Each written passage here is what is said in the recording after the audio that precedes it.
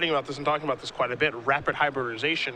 Now, it depends on what kind of Esper deck he thinks he's up against, because part of the reason he has this card is to take care of Blood Baron of Escopa. And it's also a very nice answer to Obsidian, because Obsidian is a fantastic card against blue-white control. You don't see Esper play that a lot, but there's the potential for Esper to have that in here. So I wouldn't be surprised if when we're looking at Harry's hand, we do see rapid hybridization cast at some point. You see both players just going to play lands here to get game number 2 underway.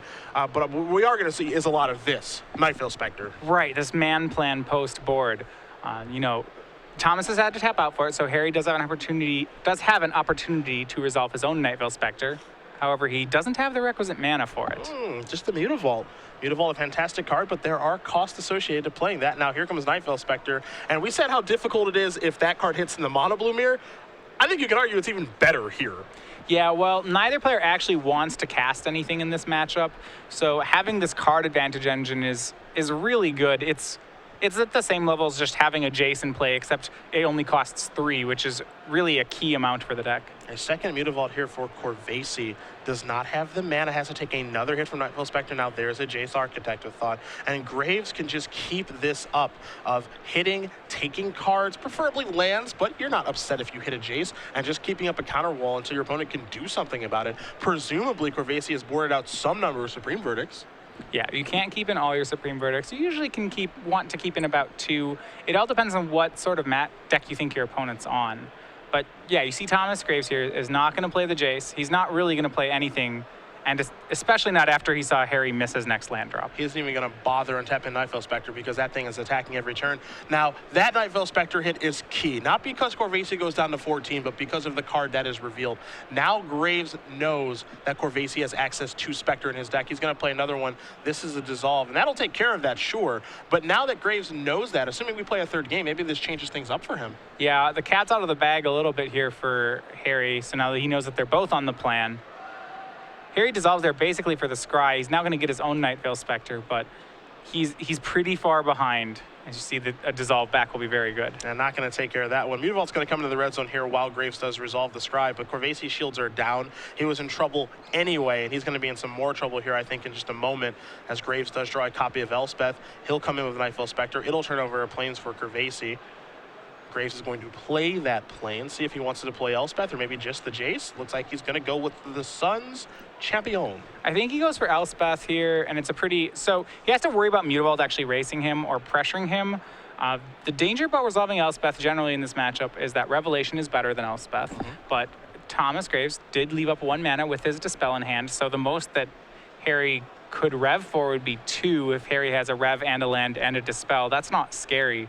So there's not actually a card that Harry can tap out for here that Graves should be concerned about. Temple of Silence is the card that Corvese has put into play. Top card looks like it's headed to the bottom, and it is.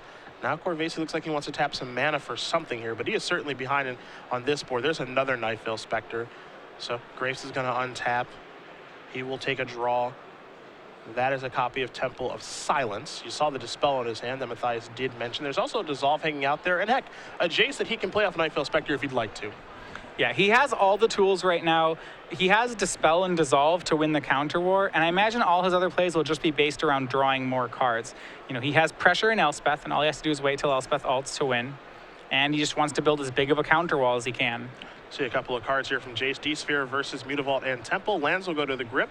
D-Sphere will go to the bottom. Both of these players playing Detention Sphere this weekend. No planar cleansings for them. Mutavault will be the land that Graves does play. Elspeth will tick up to 6. 3 more soldiers are coming. And Graves does still have counters at the ready. I think it's 3 more creatures there. Corvese is going to untap very quickly. He'll take a draw. Time a little bit of the essence right now, but as I think you would know, sideboarded games in these matchups typically go quicker. If both players have this plan in their deck, sideboarded games do go a lot quicker. Now, which side would you be more comfortable on? Would you rather be Graves being Esper control? Would you be Corvese with blue-white and more lands that do come into play untapped? I think in this matchup, you can basically play the black cards with little to no cost, so it's probably better to be playing Esper. I wouldn't be I don't think it's significant either way. There are advantages to having your lands come into play untapped, but by turn 6, that advantage is gone. So at this point in the game, the Esper deck, I think, is just a better version of blue-white.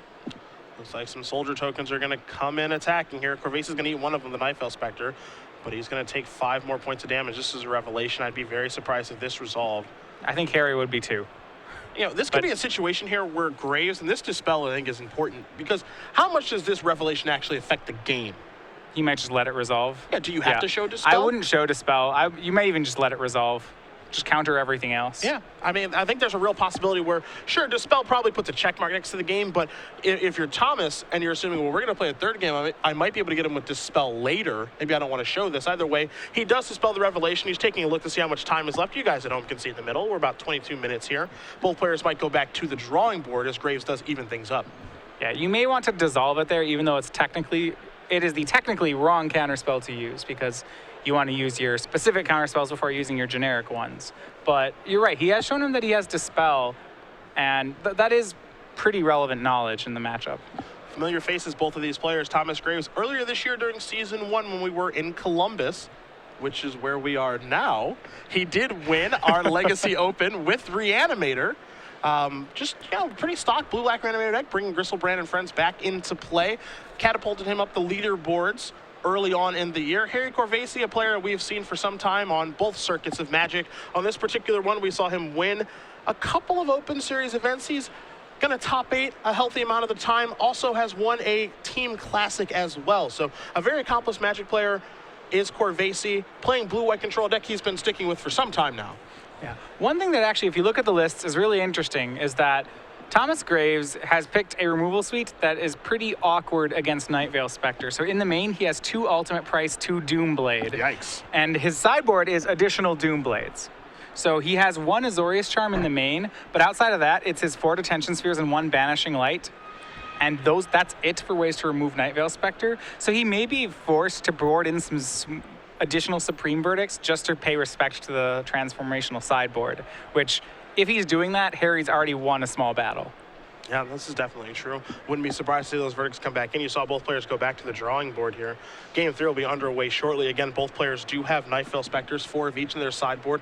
And Nightveil Spectre in the sideboard, it's like this little game, it feels like to me, where there are weeks where we see it, and there are weeks where we don't. And, you know, I don't know when the appropriate week is to play it, because it doesn't ever seem like, at least over the course of Season 2, that, you know, these Revelation decks have been on an uptick and dominating. I think it's just really player preference, at least it feels that way. Yeah, so what the card does in the sideboard is it's just this card draw engine that incidentally is good against mono black aggro and mono blue devotion. So you port it in those 2 matchups and in the mirror. In the mirror, I think it's good. I don't even think it's necessary in the mirror, but it does give you an extra angle attack, and it makes your opponent have to sideboard really awkwardly to deal with. Graves going to send back his hand. Corvese looks like he has kept his. Yeah, you know, there are some players, again, that I think are real champions of Nightveil Spectre. Harry Corvese, obviously, one of them. Graves has him this weekend. Other players opt to just be much more reactive and have no interest in being proactive. Now, I feel like I know you pretty well. I think you're against Nightveil Spectre. You seem like the reactive type. I probably have 0 of them in my sideboard. Yeah, you seem like the reactive type if I were to play against you. You'd be answering the Spectres. I had them in at one point. I did want to try them out. And the last SCG Open I played, I definitely won a game against mono black aggro. Just having a 2/3 in your deck is incredible. Okay. That wasn't the matchup I was prepared. I was putting them in. Like, that wasn't why I put them in the sideboard, but they incidentally were very good. Looks like Graves is happy. He's going to keep. We're underway in game number 3 with about 19 minutes to go on the clock. Plenty of time for both of these players to finish this game. I imagine a Temple of Deceit here for Graves. He'll take a look at the top card, figure out where he wanted to go, and we'll see if this is a game where Nightveil Spectre shows up on turn 3 once again for one of these players. Yeah, so Thomas has a little bit of an insurance policy in Thoughtseize against Nightveil Spectre. The big thing Thomas has to worry about is that he does not have too many lands in his hand. So while he wants to take care of Harry's early game, he still doesn't want to be the one to miss a land drop. Corvese going to play a Temple of Silence. Take a look at the top card here. Looks like that's going towards the bottom before passing the turn back over to Graves. Graves draws an island for the turn. He's going to lead off with a Thoughtseize. Corvese is going to show a hand of Dissolve along with Sphinx's Revelation and Supreme Verdict, a Mutavault, an Island, and a Plains, and I'm not too surprised to see a Verdict in his hand this game, given what happened last game. Right, so he has to actually acknowledge their Nightveil Spectres and keep in some Verdicts. Thomas has a chance to, he probably will take the Dissolve and try to resolve something if he has something worth resolving. Otherwise, he just takes the Revelation.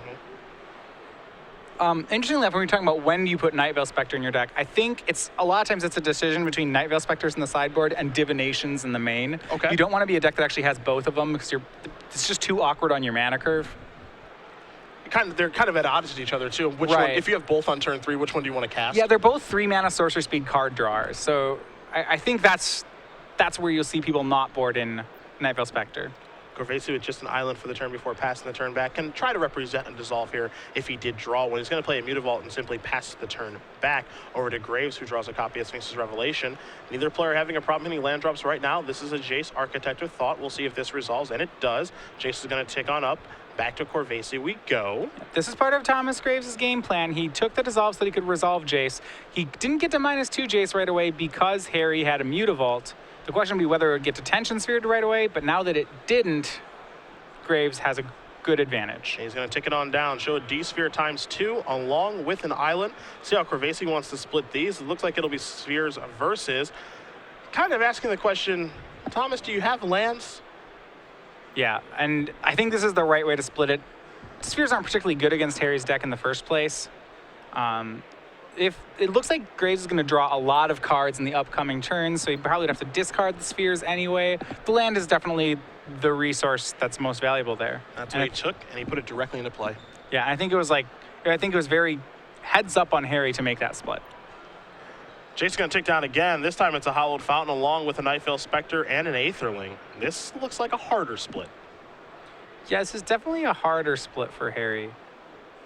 Aetherling doesn't matter as much. What matters right now is that Graves is drawing too many cards.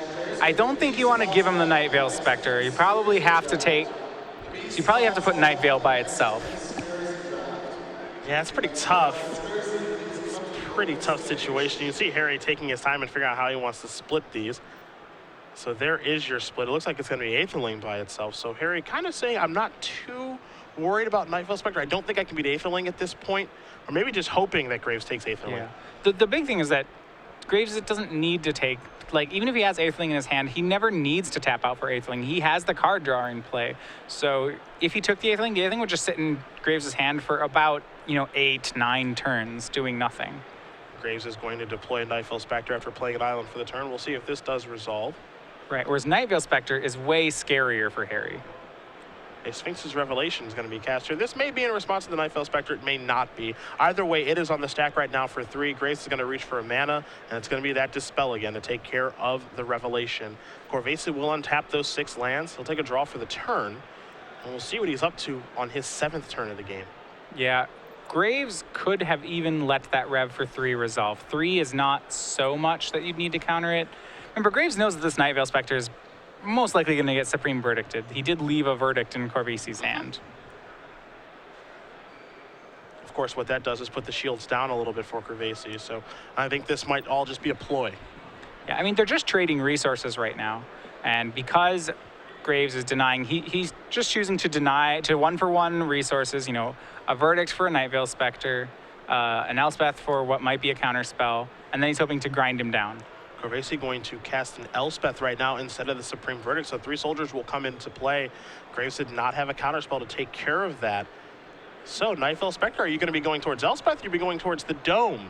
Well, that was the reason why Graves may not have wanted to let Corvese resolve a Revelation for 3. Or may have wanted to let him do it. Because now there's an elspeth. Now, this is interesting because Corvese actually kept that card on top of his deck. He played Temple of Silence and he kept it up there. Now, this is going to be a Thoughtseize. That'll take a look at the verdict that we knew about, a Dissolve and a Celestial Flare that we did not.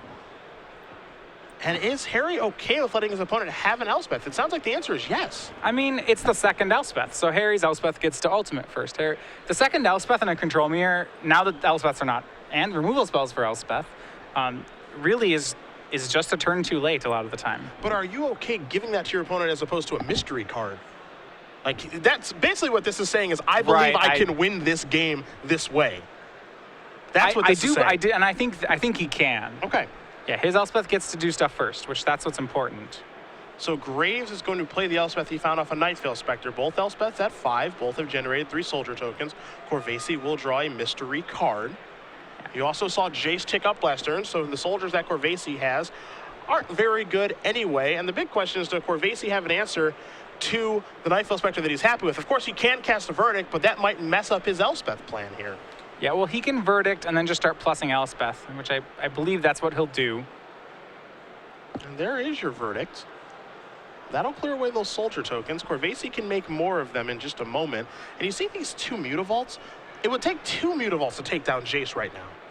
It would take both of them to take down Jace. He'd have to tap out. He'd be in danger of Revelation. Harry had to make that play because otherwise the Nightveil Spectre would attack his Elspeth and then he'd be losing the Elspeth race. I don't think that's a race he wants to lose. So he was forced into that. The danger is that he certainly can't play around Revelation with Counterspell backup, and Graves still has a million cards. Graves has all the cards, so all it takes is for Graves to find a detention sphere or something, and then he has control of the board. I wonder if Corvese realizes right now, you see he's tapping one Mutavault to activate the other one. I wonder if he realizes that Jace's trigger is going to mess this up, because to me, if I'm in Harry's spot right now, attacking Jace down to 1 doesn't matter that much, but maybe attacking Elspeth down is more important, so maybe that's what he's going to do. Oh boy, we'll see. There was kind of a pass. You saw that? There was kind of a passing of the turn. Did you make the soldiers in time? It looked like you passed the turn, then made the soldiers. Yeah. There's going to be a judge call now. I could certainly see where Thomas Graves is coming from. Sure. And we're going to bring it back to the booth right now for us. We'll figure out what the judge is ruling, because if you've played competitive Magic, especially at a tournament like this, there was a little of this. Yep. And then there was the, I'll also activate my Elspeth, and then this again.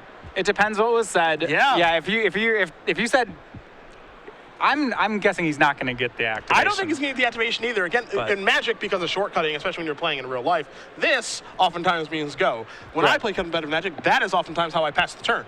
Is I would just say go. A lot of times I wouldn't even say go ahead. I would just do this because I was focusing so much. So that's what looked like Corvese did, is he did this, then he tapped his Elspeth to make tokens, and Graves immediately was like, Yeah, it sounds like you misinterpreted this and activate Elspeth. Yeah, that's the wrong order to do it. It's something that at an FNM probably is fine. But at the Invitational, yeah, you're not going to get to reverse sequence those. This is a competitive REL tournament. There is a lot on the line this weekend, and there's not just a lot on the line just because of if I win the Invitational, I get $10,000, my likeness on a token, and qualify for the Players Championship. Thomas Graves is someone who is certainly in for the 8 large bids at the end of the year due to his performances over the first 5 months of the year. So every point counts for him. Right. So right now, it looks like the ruling was that Harry wouldn't get the tokens, and he's appealing the ruling. So we're going to see what happens here, because this is a pretty important point in the game. He attacked Elspeth to slow it down, and then he didn't activate his. So this is very important. Yeah, well, because he attacked the Elspeth, he's still a turn ahead of the Elspeth, whether or not he wins the appeal. He will be behind on creatures, but because Jace is in play, I don't think that particularly matters. Obviously, he'd love to have the activation. It'll be very good for him. I think Harry's in a difficult position no matter what he does right now, mainly because he only has 2 mana up, and I do think that Graves can Revelation with Counterspell backup. Graves got...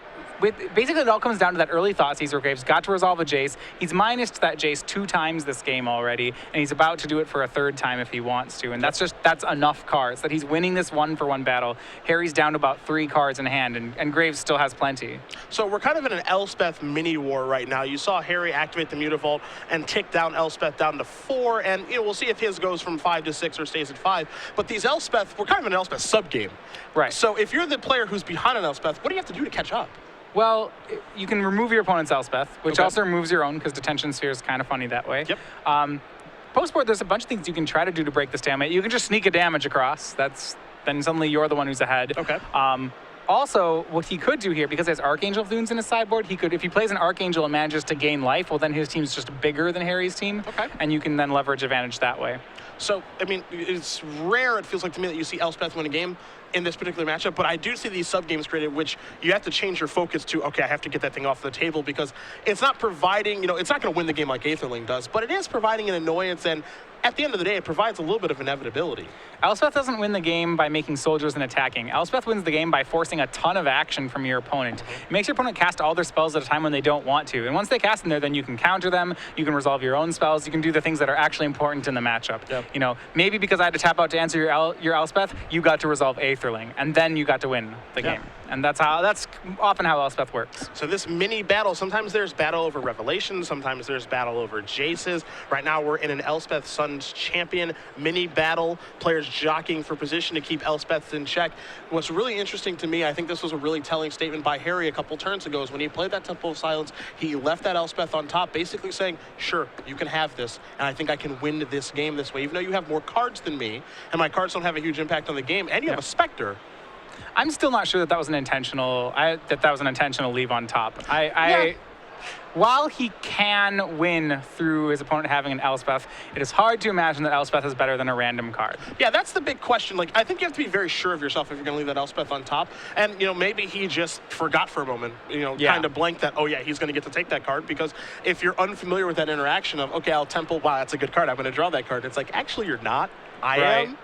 And if it's a spell, like, I can cast it because I have this perfect mana base. There are very few cards that are actually better than Elspeth on that board either. Like, the best card, I suppose, would be to hit or dissolve, except for the fact that Harry had a Supreme Verdict in hand already, and Supreme Verdict can't be countered. So even the scariest card isn't that scary. So Elspeth is probably one of the worst things you can give your opponent in this situation. Well, we're going to find out if he can overcome that, of course. Right now, head judge talking to both players. When we do get official ruling, we will certainly let you guys know exactly what it is going to be.